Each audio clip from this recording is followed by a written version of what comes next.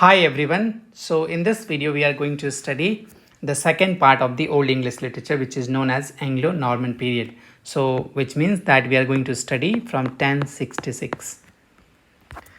Now the Anglo-Norman period, it was also known as the Middle English period, and it encompasses the time after the Norman conquest of England, which happened in 1066, and it lasted till 15th century. So we can say from 1066 to 15th century is known as the Anglo-Norman period, or also the Middle English period. Also, this era was witnessed significant change in language, culture, literature, as the Norman rulers introduced their own influences while merging with the existing Anglo-Saxon tradition. So after the Norman conquest led by the William the Conqueror, Norman nobles and French-speaking administration took control over England. So French became the most dominant language after the Norman conquest, because because Normans were the Normandy, they came from the Normandy and they came from the north in Normandy. So Normandy is a place, it is situated in the northern part of the England. So they came from north and they started ruling the England, and because of that they brought their French influence, and soon after the entire court, the entire higher administration, they started speaking in French language. Now as a result, the ruling class and the court spoke Norman French, and also while the common people, they used to speak the Old English. So still English was not the dominant language of England, it was French. So please do remember, in Anglo-Saxon, Latin was dominant, and in Anglo-Norman, French was dominant. So in Anglo-Saxon, Latin was dominant, in Anglo-Norman, French was the dominant language. And also this linguistic divide gave rise to the bilingual society. And because of this duolingual language, because of the Normandy as well as the English people, Normandy were the rich ones, they were the aristocrat ones, because they were the rulers. So they spoke Norman French. But on the other hand, all the poor peoples, all the commoners, they used to speak English, Old English. So there was a duality, there was a bilingual society. And because of that, it influences a lot of the English writers to write in English. Now, language evolution and the Middle English. So over time, the linguistic division between Norman French and the Old English led to fusion of these languages, resulting is what we know as the Middle English period. So Middle English period is quite different from the Old English, because it has a merger of French, it has a merger from Spanish, it has a merger from so many different languages, and it became richer and richer. And also this period marked the significant change in the language, grammar, vocabulary, and the pronunciation. So we saw a great vowel shift. This was the time when we saw a great vowel shift. So vowel were used for the first time in this particular time, and also there was a huge change in language and vocabulary, because there were more words coming from French language. And also there was the blending of Norman and Old English elements contributed to the development of the English language as we know today. And because of this, because of the Norman French, we have finally, because of the bilingual society, we finally got this modern English language. Now, literary patronage and French influences we will see, and with Norman rulers and aristocrats in power, French became the language of the court, as we have already discussed, because most of the dominant kings were French, they were Norman French, so they used to speak Norman French, right? And French became the French became the language of the court. French became the administration language. French became the literature language. And also many important documents and literary works were composed in the French during this period. So most of the, not many, you can say majority of the works were published in the French language. And also English gradually regained prominence, and by the 14th century, it has reasserted itself as a language of literature.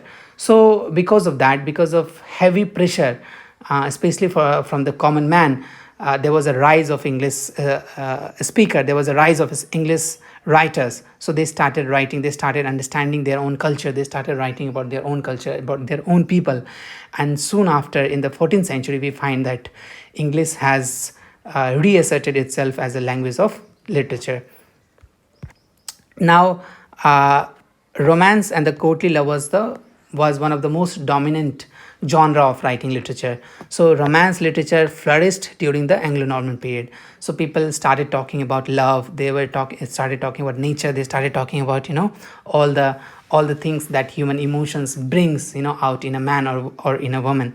And also these romances were often written in verse and focused on tales of chivalry, courtly love, and adventure. It's obvious that it was a time of the chivalry, it was a time of the court, it was time of the administration. So most of the things, most of the influences, most of the experiences came from adventure, it came from courtly love, it came from chivalry. And also the prominent example including the Sir Gawain and the Green Knight is again very famous work. Please go and read it out. Just read the summary if you're preparing for UGC-NET. But if you're not preparing for UGC-NET, then you do not require reading the summary of this particular work. And also the next important work is the Romance of Tristan. Very important work.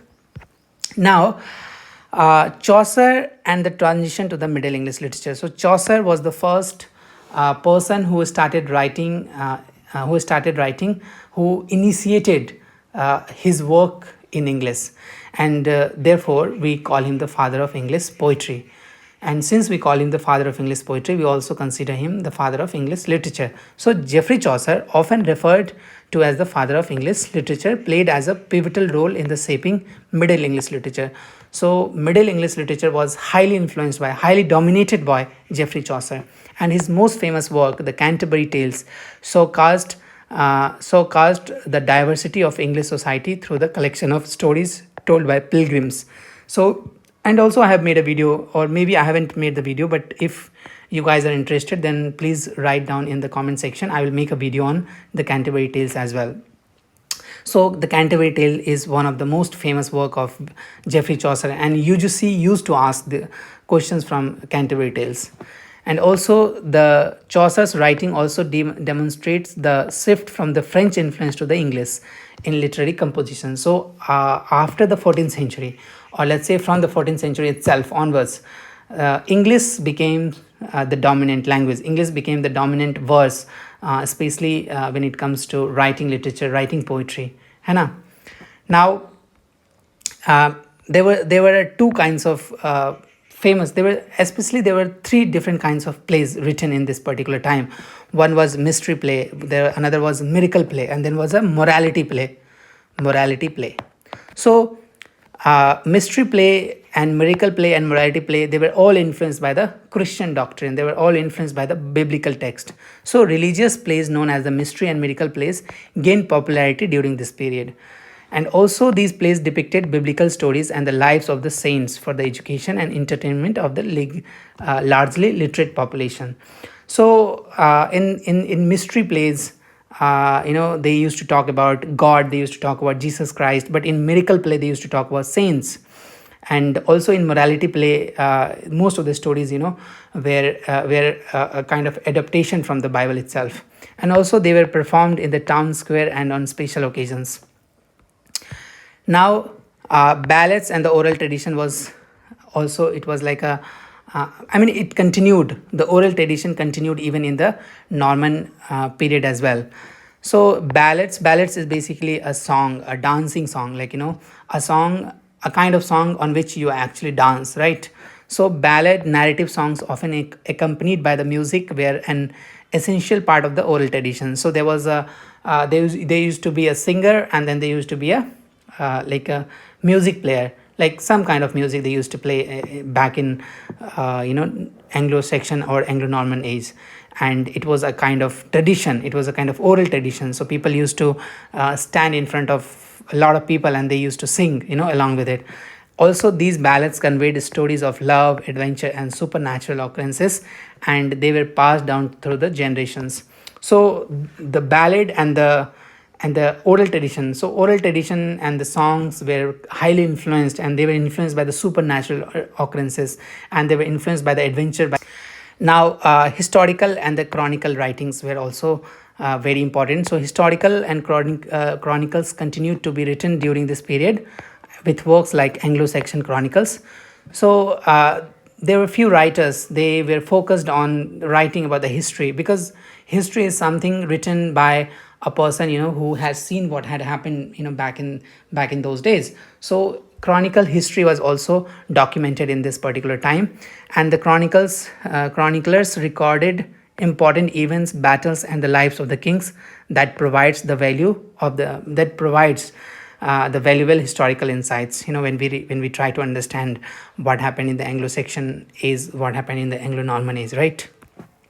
Now, there was an influence of the courtly culture. So courtly culture became the very influential, because king or queens, they were very interested in art and culture. So they wanted someone to entertain them most of the time. So courtly culture, which emphasized the refined manner, love, and civility, left a lasting impact on the literature. So this courtly culture influenced this literature. The writing of the literature was influenced by the courtly culture, because the king, they wanted some kind of refreshment. So people started writing for them. So theme of this courtly love were kings, where knight pleases devotion to a noble lady, appreciated in various forms of literature, reflecting the ideas of aristocracy. So you see, the aristocracy was the dominant form of writing a poem, because it's obvious that if it is a courtly culture, then people would be pleased. People would be pleased to hear about the lives of the noble lady, of the lives of the knights, of the lives of the people who actually fought in a war, right?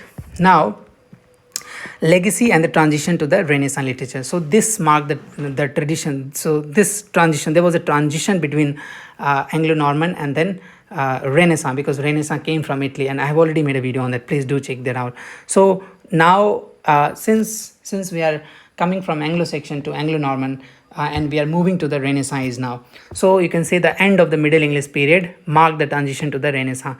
So when the Middle English period was about to end, there was a English Renaissance, because most of the people, especially most of the writers and intellectuals, they started feeling about their own culture. They started bringing their old tradition, their own culture back to alive, and they started thinking about their own desires, their own country, their own nation. So this marked the beginning of the Renaissance. So end of the Middle English marked the beginning of the Renaissance. And also this period saw the emergence of Middle English literature, which is included romance, mystery, plays, ballads, and the works of Geoffrey Chaucer. Chaucer is again very important in this, is in the modern, or let's say in the Middle English period, and also the period of this groundwork for the development of English as a literary language. So this period actually kind of let's say made a groundwork for the development of the English literature. Okay, now this is the end of the lecture. So in the next video we will study about Renaissance, and I think I have already made a video. If I haven't made the video, I will make a video on Renaissance. So in the meantime, please write down in the comment section which part of this video you liked, and what are the improvements I can make in this video. And also please do like and subscribe, and I will see you in the next one. And if you have any questions, if you have any topic in your mind, if you want me to make a video on, please write down in the comment section. See you in the next one. Bye bye.